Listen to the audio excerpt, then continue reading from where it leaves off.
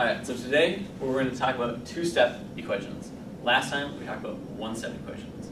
So remember, a one-step equation is just an equation that requires one step to solve for x. And now, so a two-step equation would be an equation that requires two steps to solve for x. So who can give me an example of a one-step equation? Luke. 2x equals 6. 2x equals 6 is indeed an example of a one-step equation. Alright, so how do we solve for x in this problem? Anna. Divide by 2 on both sides? Yeah, so we're going to divide by 2 on both sides. And that undoes the 2 multiplied by the x. So we're going to have x equals 3. And how do we check that this is the right answer? Nathan. Can we put the 3 where the x was? Yeah, so we can put the 3 back in the original equation. So 2 times 3 is indeed 6. So we have the right answer. So how can we make 2x equals 6, a one-step equation, into a two-step equation? Ron. Could we do 2x plus 2 equals 6? Yeah, so if you just adding 2 to that side makes it a two-step equation.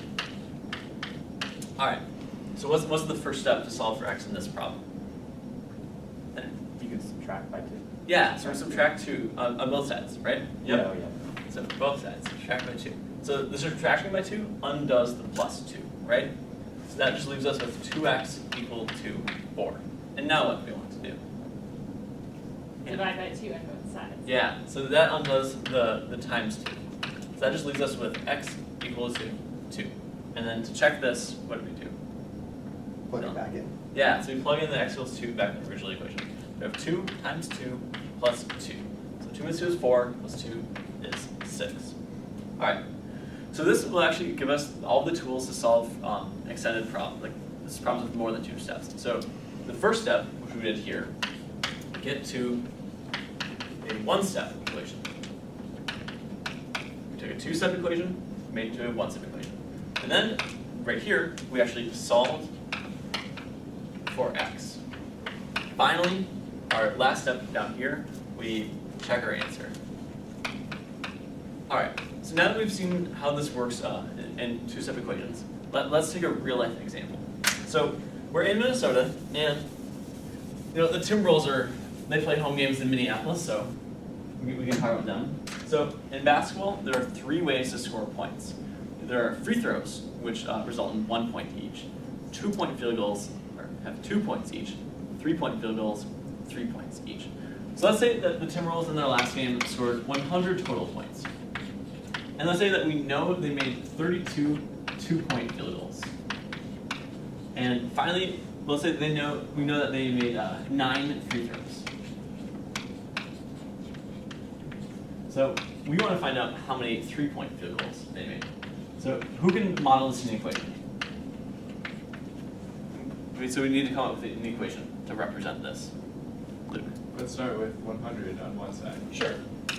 That's a good starting point. If 100 equal to what? Ron. Would it be 32 times 2 and 9 plus 9 times 1? Yep. And what else? What are we missing? Would it just be 3 times however many 3-point So goals we make?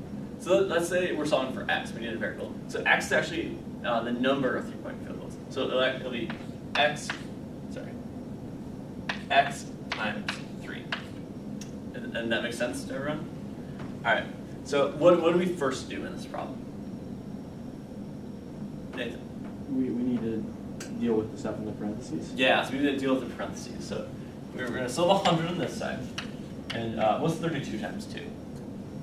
64. Yeah, 64. And that's going to be plus 9 times 1, which is just 9, plus 3x. So now what should we do to solve for x in this problem?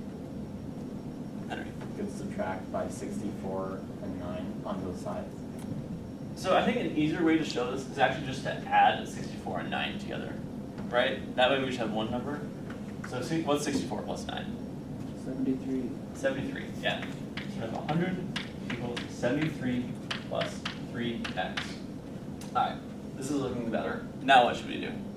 Back to you, Henry. Now can we subtract? Yeah. 73. So now we want to subtract 73 from both sides. And what's 100 minus 73? 27. 27, yeah. Right, Nathan. So 27 equal to 0 plus 3x. Now, how do we solve for x in this problem? All right. Just divide by 3. Yeah, so we're going to divide both sides by 3 to undo the 3x. That leaves us with x equals 9. And how do we check that this is the right answer? Let's put it back into our original equation. Yeah, exactly. So you have 32 times 2 plus 9 times 1.